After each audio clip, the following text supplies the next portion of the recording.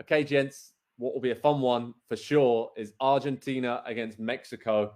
A massive, massive game in Group C, especially after Argentina had that shock defeat to Saudi Arabia. Still trying to wrap my head around that one, Nick. But this is huge, right? Because Mexico and Argentina had some great history in recent World Cups. Argentina, usually due to the little man Lionel Messi, have got the upper hand over Mexico. But Mexico looked very good against Poland. They were unlucky not to win that game, created chances, much like the US, just couldn't put them away. So what are you looking for in this game? Because we need to see some kind of reaction from Argentina, right? Because the way they lost to Saudi Arabia wasn't really through a lack of skill. It was more a lack of effort and kind of grit and determination. That was lacking from this Argentine team, which that was kind of the big reason why everyone was thinking they'd be favourites heading into this tournament, or one of the favourites. That's what they've changed defensively and across the team. So they need to kind of win the battle first in this one and then give the ball to Messi, and they'll probably do the rest. I think this is the one time that you're going to see me give you almost a firm disagree. It's because I think they controlled that game and couldn't score. And there was a 4-minute span where they didn't get the job done. And yes, Saudi Arabia battled hard and they impressed me. In Saudi Arabia, I'm more interested in talking about maybe their chances against other teams because of what they showed. But I look at the team and Christian Romero and Martinez and Rodrigo de Paul and Angel Di Maria and Messi and Martinez. And then I back myself up with the odds. That's when I see if I'm being wrong. Am I being foolish? Because I look at the odds and the odds say that Argentina is going to win, and that it's the same basic odds as betting on US to beat England today is betting on Mexico to beat Argentina. And I think maybe we're upgrading on Mexico a little bit more than we should, and we're downgrading on Argentina a little more than we should.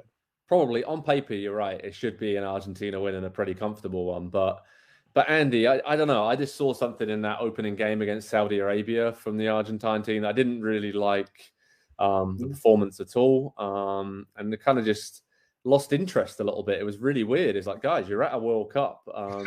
Like this is go time right now. So I think they're going to be right up there at the end of the tournament. I can see them getting through, but I don't know, something about this Mexico team. I just really like their opening display. Obviously, Memo Ochoa coming up big with a penalty save to stop Lewandowski. But generally in the run of play, Poland had nothing whatsoever. Mexico, great defensively, great energy. Lozano was great in attack. And again, much like the US, just missing that final piece up top. And maybe Raul Jimenez will be fit enough to start this game and give him a bit of a focal point.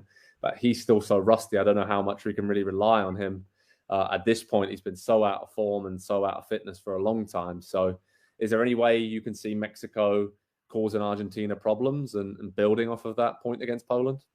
Yeah, I think they'll cause them problems because I think they're good. And I think there's a lot of parallels between what Mexico are doing right now and what the U.S. men's national team is doing. And they're a few years behind, I think, kind of turning over from one generation to a next because they qualified for the last World Cup. And so the U.S. got a unexpected and unwanted head start on turning over the program to a bunch of young rising stars. And so Mexico have just a little bit more experience in that team from major tournaments before. And so I do think they will give Argentina problems, but I expect to see a severe response from Argentina in this game because they have it's not even experience. They have pedigree as winners, as champions from a year ago. And so they came into this tournament, I think, maybe a little overconfident. And we saw that play out in some of the body language things that I think you're talking about, Joe, in the game against Saudi Arabia.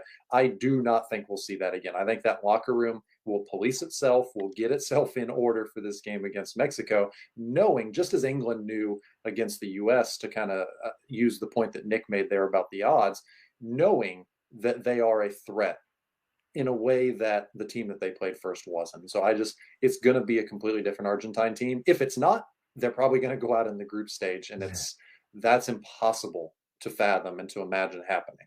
Yeah, but they're a strange team, I feel, Nick, and I'm going to ask you this question because I know you're a huge fan of Messi. We all are, but you especially. How do they get the best out of him? How can they bring him to the fore and say, here's the ball, you do what you got to do, and please get us a win so we can get out of the group stage?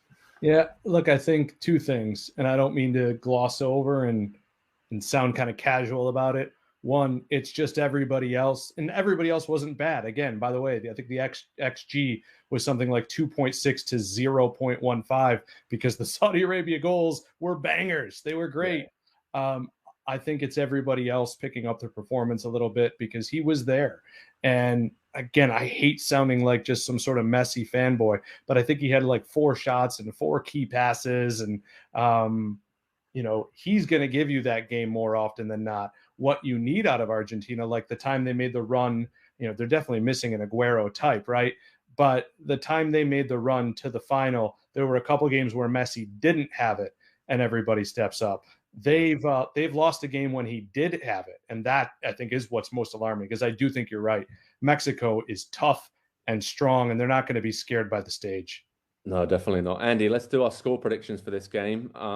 Might be some interesting ones here, so go ahead, mate. I think it's 2-0 again for Argentina, same as the France game. It just there's too much talent there, and there's too much experience. And with Mexico, I can see how they set up to be very solid and difficult to beat, but I guess I don't necessarily see how Mexico win games at this World Cup, given kind of where the squad is at right now, especially with Jimenez. He is, for them, the X factor, and how quickly he can get back up to speed, up to fitness might just dictate it. Not to oversimplify, but that might dictate what they do the rest of this tournament. No, that's fair enough. I was going to say 2-0, but I don't know. I just really didn't like what I saw from Argentina. I'm going to go 1-1. I think Mexico, again, they've got that in them where they could score early, kind of a bit of a shock, set piece, whatever.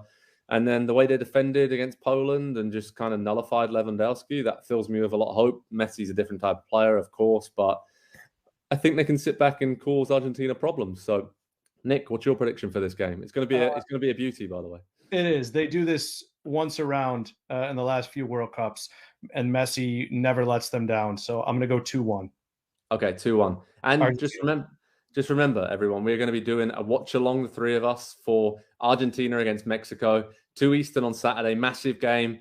Lionel Messi and co. take on El Tri. A lot of Mexico fans in Qatar. They seem to take over the stadium against Poland. There's going to be a great atmosphere. So head over to our YouTube channel, NBC Sports, to join in the conversation. Send us your questions. Going to be a beauty of a game. And make sure to head over to Pro Soccer Talk on NBCSports.com for all your latest World Cup news, analysis, how to watch information, previews. The 3 lads on the screen, we are watching every single second of every single game, and we're loving it. And gents, pleasure as always. Thanks so much for joining me today. Thanks everyone for watching, and we'll speak to you all very soon indeed. The World Cup's brilliant. We love it. Please never stop. Cheers.